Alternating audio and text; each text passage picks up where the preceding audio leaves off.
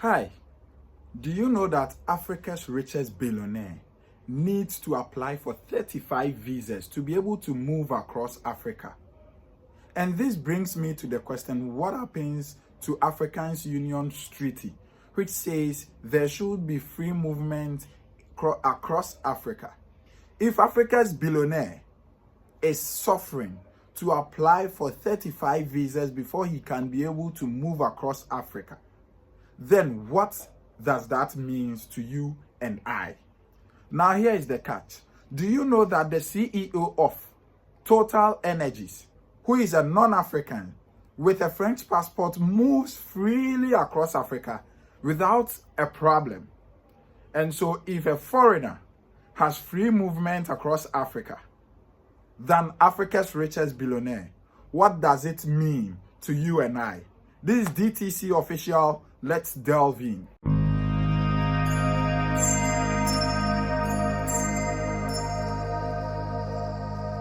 So you're welcome to DTC Official GH, your number one spot for everything human potential development, and we are here to help you grow as a human being, your business and your entrepreneurship and whatever that benefits human society. Today we are delving into an assertion made by Dangote during the annual Africa CEO Summit in Rwanda, Kigali. He said the painful aspect was that he was complaining to one of the presidents that he needs to apply for 35 visas to be able to move freely across Africa. And this is something that you and I must actually be concerned with. Because if Africa's richest man needs 35 visas to move across Africa, when a non-African who is the CEO of Total Energies can move across Africa freely, does it mean that Africa is free for you and I? What are our leaders doing? And this brings me to the spot that just recently, the Chancellor for University of Cape Coast in Ghana made an assertion that their generation, with all form of humility, has failed we, African youth. What do you say to this? What do you say about the African dreams? Can Africa's prosperity become a reality if Africa is trading among itself less than 16%, which means that Africa's trade, 95% or 85% of Africa's trade is going to non-African countries? How do you see Africa's prosperity growing? Now let's watch Dangote's video and come back for more of this video. Has it become easier? Even an hour ago, I complained to President Kagame. At least you can come here visa-free.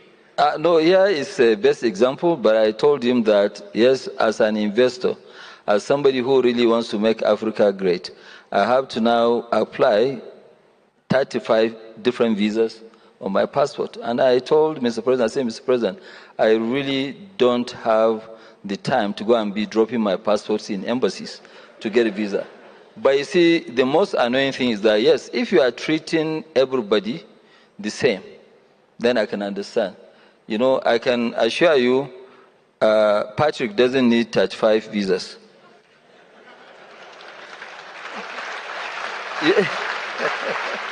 No, I said that. What I'm saying, you do not. You don't need 35 visas on a French passport compared to a Nigerian passport. 35 visas on French passport. No. But, you know, so which means you have a freer movement than myself in Africa. Yeah. But you have, I remember that there are 3 countries, Uganda, Kenya, and Rwanda. You have 1 visa for the free when you are a tourist. This is true. I've done it. So it's good. So you can expand it. It's a question of will. But I think all what is moving on about community between Africa, it's up to the African leaders to decide, will be good for Africa. Yes, but it will change. And what I keep saying, right now, our main job is to make sure the regional markets, they all work. Okay? Once they work, then we can now go to 𝐓𝐇𝐈𝐒. But the 𝐓𝐇𝐈𝐒 also, we need to make sure that it works.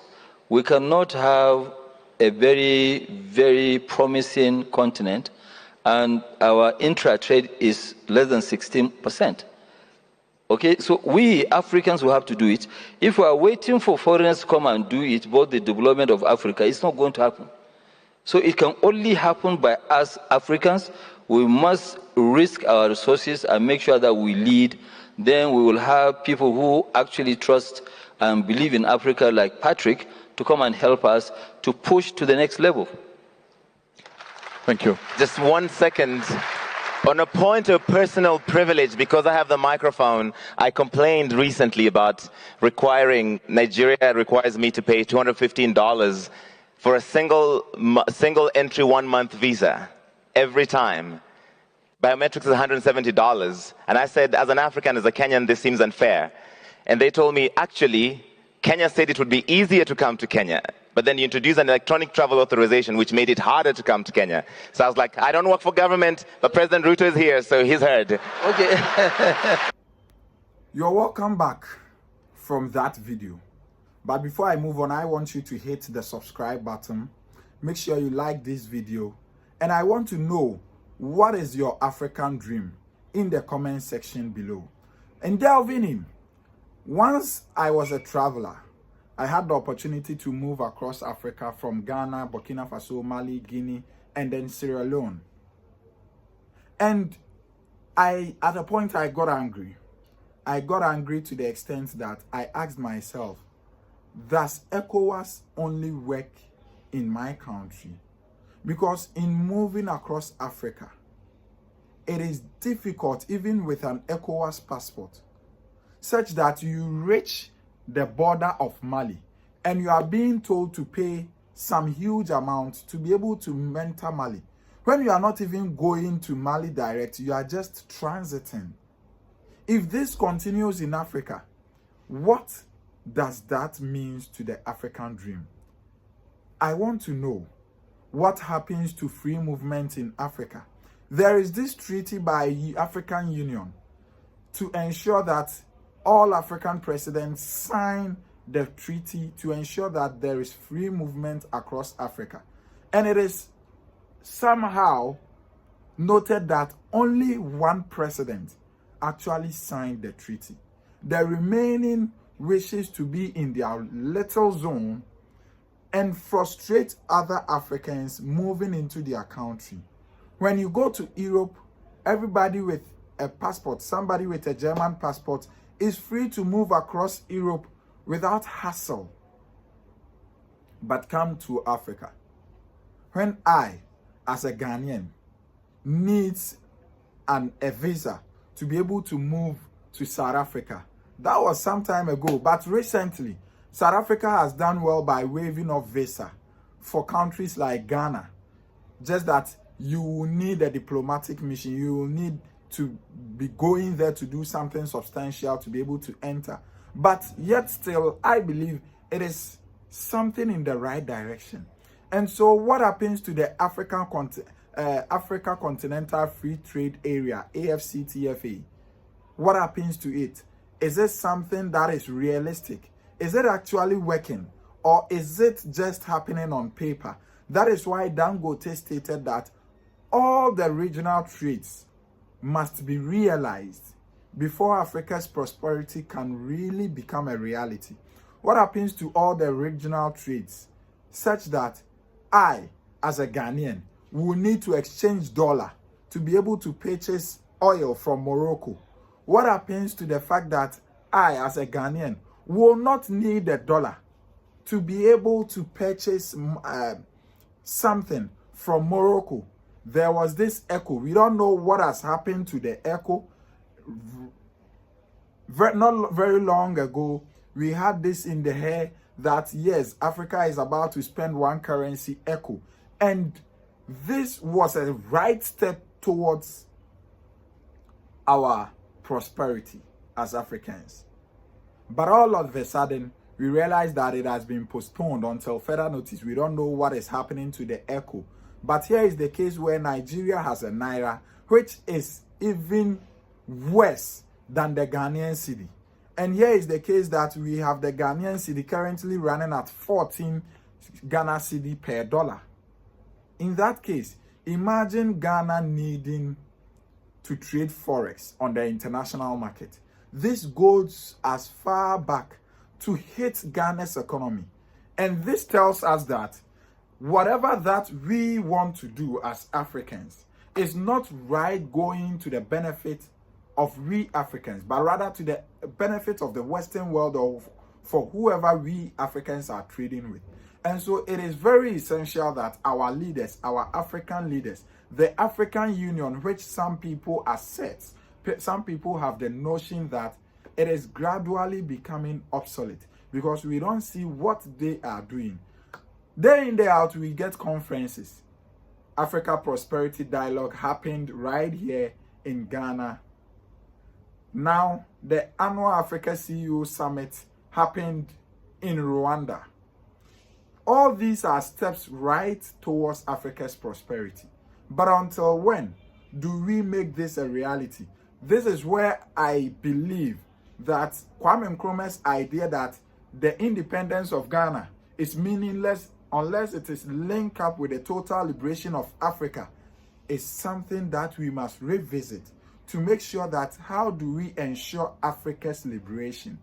Because Africa does not need total liberation as in the colonial days.